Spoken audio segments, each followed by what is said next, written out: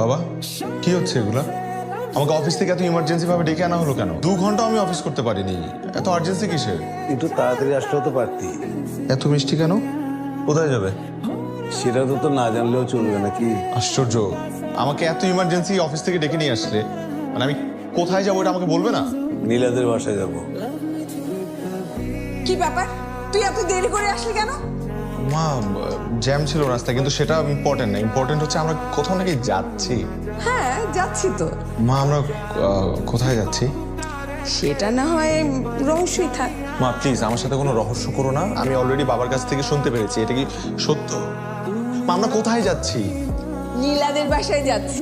মা আসলে আজকে যা হবে ইনশাল্লাহ ভালোর জন্যই হবে।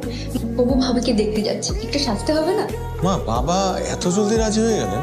হবে না, আমি রাজি করিয়েছি।